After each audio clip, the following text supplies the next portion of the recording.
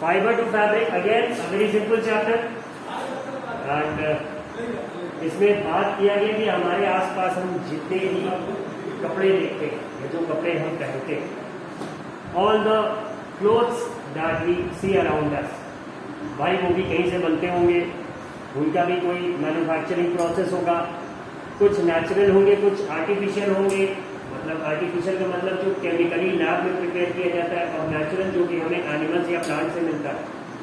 तो उसी में इस चैप्टर में हमने देखा कि एनिमल फाइबर्स हैं दो, वूल और सिल्क, उसके बारे में we all had to study. तो पहले था वूल, तो ऊन जिसे कहते हैं हिंदी में, it is mostly used in making up clothes that keep you warm in winter, right. तो आप उसको, ऊन आपका कहाँ से मिलता है, किस एनिमल से मिलता है, और क्या डायरेक्टली उस एनिमल का जो हेयर है, बॉडी हेयर है, या जिस भी बॉडी पार्ट से मिल रहा है उसे हम डायरेक्टली पहन लेते हैं कि उसकी कुछ प्रोसेसिंग होती है। ये सारी चीज़ें इस चैप्टर में हम पढ़ेंगे, ये हमें देखना था। तो सबसे पहले हुआ कि वूल मिलता कहाँ से आपको, तो ये नॉर्मली हिली रीजन में रहने वाले जो एनिमल्स हैं, जैसे कि शीप, अल्पाका, और आपका एक तीसरा एनिमल भी था गोट और कैमल, ये सब जो हिली रीजन्स में रहते हैं जहाँ पे वेदर बहुत ठंडा है, लामा हो गया, तो इन सब के बॉडी हेयर से ये वूल हमें मिलता है। ये फर्स्ट बात।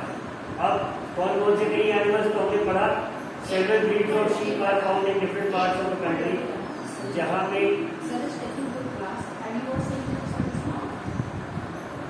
हेलो आदित्य दुबे, आवाज आ रही है मेरी? ये सर कट जाती है। हाँ, अभी कुछ देर के लिए म्यूट कर, वो तो बोला था, ठीक है। Actually there is some repair work going on. अभी जो आप लोगों को वेब कैम में सिर्फ सर दिखते थे सामने, अब उसका अरेंजमेंट ऐसे किया जा रहा है कि आपको बोर्ड दिखे प्रॉपर, और जैसे क्लास में सब दिखते हैं उस तरह से सब पढ़ाते हुए बोर्ड दिखे। और एक माइक जैसे आपने देख रखा होगा कि ब्लैक कलर का कॉलर पे लगा रहता है, बहुत सारे, अगर आप वीडियोस देखते होंगे तो उस तरह के कॉलर माइक्स का भी अरेंजमेंट है, तो वो प्रॉपर सेटअप हो रहा है। आज टेस्टिंग है उसकी, इस वजह से प्रॉब्लम्स आ रही है। By the end of today सारी चीज़ें एकदम प्रॉपर पोजिशन में आए, ये थोड़े इशूज है इसी वजह से। तो हम देखते हैं वापस, तो हमने कहा कि एनिमल से मिलता है, तो सेवरल ब्रीड्स ऑफ शीप हो गया, और उसके बाद फ्लीस जो होती है शीप की, मतलब कि उसकी स्किन जिसपे हेयर उगा होता है, ये क्या नाम के सिर्फ इकलौता यही सोर्स नहीं होता है, इसके अलावा याक से भी मिलता है, जो कि तिब्बत और लद्दाख में पाए जाते हैं। Mohair is obtained from angora goats, ये बकरी होती है। शीप तो भेड़ होती है, गोट्स आर बकरी। एंड ये भी जो हिल स्टेशंस पे या हिल रीजन्स में जहाँ बहुत ठंडा वेदर है वहाँ पे जो रहते हैं, तो उनसे भी हमें वूल मिलता है। देखो ये है, अगर आप इस लाइन को देख पा रहे हो कि इस mohair is obtained from angora goats found in hilly regions such as Jammu and Kashmir. तो हम सब जानते हैं कि जम्मू एंड कश्मीर में वेदर बहुत ठंडा होता है। In winters the temperature goes a few degrees below the freezing point of water, मतलब 0 से नीचे चला जाता है। तो इसके अलावा wool is also obtained from goat hair. The under fur of Kashmiri goat is soft. Under fur का मतलब क्या हो गया कि जो स्किन से उगे हुए नए नए बाल हैं, वो जब बड़े हो जाएंगे तो उनका ऊपर का हिस्सा तो बड़ा हो जाएगा, बट जो अभी फ्रेशली ग्रोन हेयर्स हैं वो सॉफ्ट होते हैं, तो उसको यूज किया जाता है। It is woven into fine shawls called pashmina shawls. अब pashmina is again a variety of shawl. Shawl क्या होता है, एक लंबा सा कपड़ा होता है जिसे लोग अक्सर ठंडियों में अपने बॉडी पे ओढ़ के चलते हैं। वो आपके कॉमन ब्लैंकेट या क्विल्ट, रजाई, इसके जैसा नहीं होता, हल्का होता है, and people just wrap it around their bodies to avoid feeling cold. ये इतनी बात हो गई। अब इसके बाद the fur on the body of camels is also used as wool. कहीं कहीं पे कैमल्स जो होते हैं जहाँ बहुत ठंड पड़ती है वहाँ पे उनके हेयर्स का भी यूज किया जाता है। अब ये तो इंडिया की बात हो गई या एशिया की बात हो गई। साउथ अमेरिका जो कॉन्टिनेंट है वहाँ पे दो एनिमल्स हैं, लामा एंड अल्पाका। कुछ देखने में शीप जैसे ही होते हैं बट एक्चुअल में है डिफरेंट एनिमल्स। ये साउथ अमेरिका में जो है इनका भी सेम हम बॉडी है यूज करके वूल बनाते हैं। तो ये देखिए इन सारे एनिमल्स की हमारे पास इमेज बुक में दिखाई गई है। अंगोरा गोट है, नॉर्मल गोट है, फिर याक है, कैमल है, लामा है और अल्पाका। अब इसके बाद फाइबर शू वूल अगर आप देखेंगे तो कैसे होगा। तो सबसे पहली बात है कि भेड़ से अगर हमें वूल चाहिए, इसी ही वूल फ्रॉम शीप, तो we first need to tame it. तो the taming of sheep for commercial purposes, that is उसको पालने में क्या होता है, you have to bring it when it's small and then you have to take care of it throughout its life. तो ये breeding हो गई, उसका पालन हो गया इससे। तो rearing and breeding of sheep, इसमें क्या होता है कि अगर आप देखेंगे तो ऐसे लोग आपको हिमाचल प्रदेश, उत्तरांचल और अरुणाचल प्रदेश में मिलेंगे। आज बहुत सारे बच्चे क्लास में मिल पा रहे हैं सर। हाँ, कुछ इश्यू तो है। किसी और मीटिंग में या तो बच्चे हाँ। या तो किसी मीटिंग में बच्चे को अलाउ नहीं किया जा रहा। नहीं, ऐसा तो नहीं है। Please students wait for a second, there is some issue going on. Shivani Chaturvedi, can you hear me? Shivani, yes sir. Shivani क्या प्रॉब्लम आ रहा था उस समय जब तुम मीटिंग ज्वाइन कर रहे थे? तो सर मैंने मीटिंग ज्वाइन की तो सर आवाज ठीक आ रही थी। नहीं, तुम बता रहे थे ना कि you had join some different meeting जहाँ पे 13 स्टूडेंट्स थे और यस सर। टीचर था ही। Yes sir. तो भाई वो मीटिंग आपको लिंक से मिली थी कैलेंडर से? सर लिंक से ही मिली थी। फोन आ रहा है सर। अच्छा, उसको बात करना। just a second, there are some students who are facing problems in attending the class. वो बच्चे कॉल करके कह रहे हैं मीटिंग चल रही है कहीं और। ये लोगों ने लिंक से मीटिंग ज्वाइन की, आप समझ ली? अगर ये टीम्स में अगर ये कैलेंडर में जाके आज की डेट वाली मीटिंग ज्वाइन करेंगे तो प्रॉब्लम नहीं है।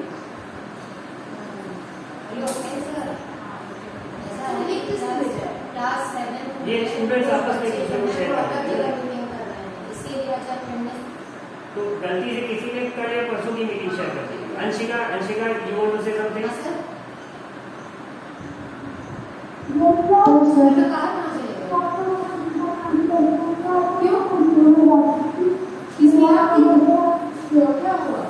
अंशिका, तुम्हारी वॉइस क्लियर आई नहीं।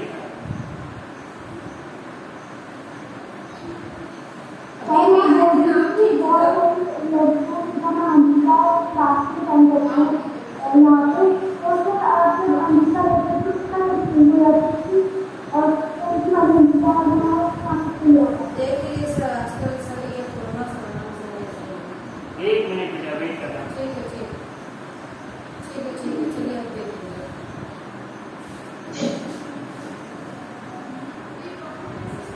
ये रियरिंग और ब्रीडिंग ऑफ शीप हम लोग देख रहे थे। तो हिमाचल प्रदेश, उत्तरांचल, अरुणाचल प्रदेश एंड सिक्किम और कुछ हिस्से हरियाणा, पंजाब और राजस्थान के जहाँ पे ठंड पड़ती है वहाँ पे बहुत सारे लोग यही करते हैं। They tame this sheep and they are involve in the breeding of sheep. तो अब ये करेंगे क्या, क्यों उन्हें पालेंगे? तो इन्हीं शीप से उन्हें वो हेयर्स मिलेंगे जिससे कि वूल बनेगा। एक्चुअली में यही हेयर्स ही मिलेगी, वूल में वूल ही होता है ये, बट इसकी प्रोसेसिंग होती है before it is made usable. तो अब इसके बारे में देखेंगे प्रोसेसिंग ऑफ फाइबर्स इनटू वूल कैसे होता है। सबसे पहला स्टेप क्या होगा कि शीप की बॉडी पे जो हेयर उसे रिमूव करें। The fleece of the sheep along with a thin layer of skin is removed from its body. उसे रिमूव किया जाता है। इसी प्रोसेस को कहते हैं क्या, शेयरिंग। सबसे पहले यही प्रोसेस होता है। अब ये कैसे होगा, हाथ से नहीं होगा, ना कोई ब्लेड लेके बैठेगा या फिर ये, इसके लिए मशीन्स का यूज होता है। कैसी, जैसी ट्रिमर मशीन होती है बार्बर्स के पास, वैसा ही कुछ इससे सिमिलर मिलती जुलती मशीन होती है जिनसे कि ये फ्लीस रिमूव करा जाता है। अब this enables the sheep to survive without their protective coat of hair। ये काम नॉर्मली समर्स में करते हैं, गर्मी के सीजन में। तो उस समय शीप बच जाती है क्योंकि ठंड में अगर उसके बॉडी पे हेयर नहीं रहेगा तो sheep would die of cold. इसीलिए इसे समर्स में करा जाता है, शेयरिंग का काम। Sir screen is not visible to me. Screen share है बेटा। Yes sir.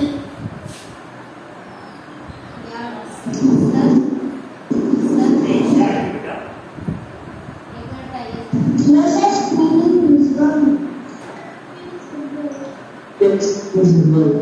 देखो अब फिर वही काम हो रहा है, सब बार बार बोलेंगे, आधे बोलेंगे नहीं दिख रहा है, आधे जानबूझ के ये बताएंगे कि दिख रहा है दिख रहा है, एंड फिर से chaos हो।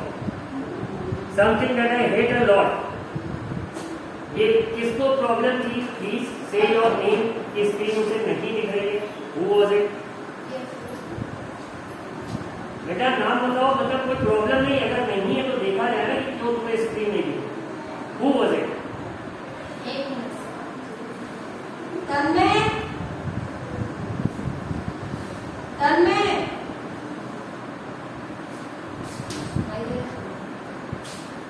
तन्मय, listen to me. Yes, ma'am. बेटा आप एक काम करो, इस ये वाली जो क्लास आपकी चल रही है ना, इसका इसमें लिंक को कॉपी करके अपने हमारे ग्रुप में डालो, 7C वाले में।